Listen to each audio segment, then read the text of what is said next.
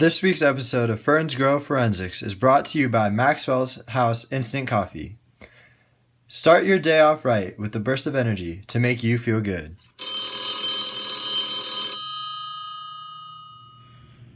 The phone rings as Detective Bradley, startled, rolls over in bed, reaching to answer. Hello? Yeah, of course. I'll be right there. Detective Bradley couldn't remember the last time he had been called out at such an hour. Nothing ever happened in Ferns Grove, and he questioned what could possibly have taken place to have drawn him out of bed before the sun had risen. Still asleep, Detective Bradley stumbled through the kitchen in a desperate hunt for Maxwell House Instant Coffee. He then walked out the door, grabbing his badge off the worn wooden cabinet. The porch greeted him with the familiar creaks and moans as he made his way down the steps, down the gravel driveway, into his old Ford 150. The engine roared to life, sending Detective Bradley on his way. The sun was just now starting to rise, and the misty fog settling right above the lake, with the beams of light cutting through. It was really quite scenic. The evergreen trees towered on either side of the road, covered in the morning dew. If not for the unforgivingly cold early March air and the nature in which he was summoned at such an hour, the drive might have almost been pleasant. Detective Bradley repeated to himself. That was the address the sheriff had given him earlier on the phone. Rounding the corner and on to the street of the given address, Bradley was shocked. Even at such an hour, the street had been overtaken with patrol cars. A crowd of deputies and police officials congregated around the outside of the house.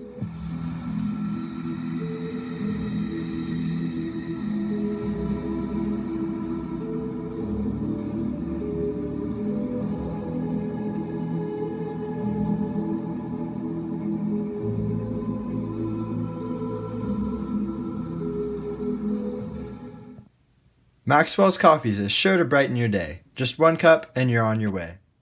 Sheriff Miller. You must be Detective Bradley. It's nice to finally meet you. I wish it were under different circumstances. Follow me and I'll debrief you. We're gonna need you. Shaking his leathery hand, Detective Bradley followed closely behind the sheriff, up the cobblestone pathway leading to the front porch of the house. Sit down, Detective. Early this morning, we got a call around 2:30 a.m. The man claimed it was a concerned neighbor, and that he had been there at some kind of disturbance at this address. I sent one of my rookie deputies to come check out the scene. I wasn't too concerned. These things usually pan out to be a wild animal, or the wind, or sometimes nothing at all. I wish that were the case now. The detective, now wide awake, leaned in listening attentively and scribbling everything into a small notepad.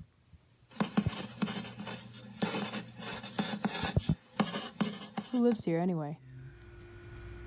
I'm getting there. No witnesses? What about the neighbor? Didn't you say a man called in to report the disturbance in the first place? I want to speak to him. He has to know something. That's the thing, Detective. As if things weren't already strange enough, my partner and I thought exactly what you did. As we went to the door in search of the man who called in, mind you, there are only 2 other houses on the street, but Detective, both the houses were completely empty, abandoned. What do you mean abandoned? Why don't you take a look for yourself? We'll take a short break from Detective Bradley to tell you about Maxwell's House Instant Coffee. Whenever you feel tired and drowsy and ready to become a couch potato, just grab Maxwell's Instant Coffee and it will have you feeling up in no time. The front porch of the house neighboring the scene to the left was rotting, and with each step seemed ready to give way. The door creaked open. Once inside, it was quite clear to Detective Bradley that the sheriff's impression of the home had been correct. The air was dry and smelt of mildew. There was a thick coating of dust on the floorboards, the stair steps, and the banister. The wallpaper was peeling off the walls, and save the broken sofa and glass scattered. The house was empty. The house on the opposite side was almost identical to the last. What did I tell ya? Empty, right? Now you know why we called you. We're gonna need you.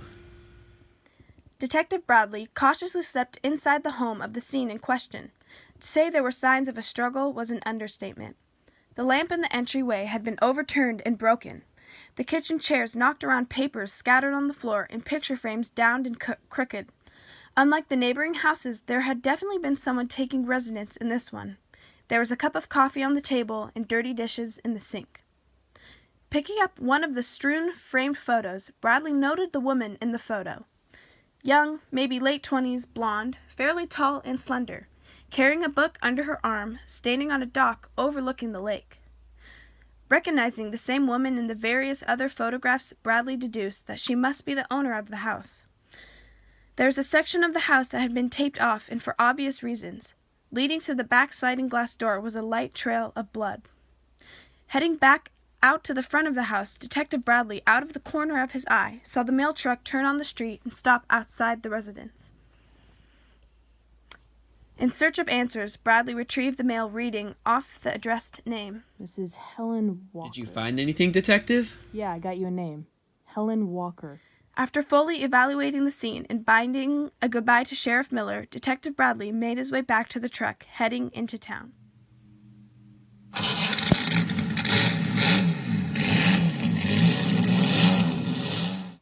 He needed to take a step back and find out who Helen Miller was if they wanted a chance of finding her and figuring out what happened. Pulling into the parking lot beside City Hall, Bradley parked and headed in.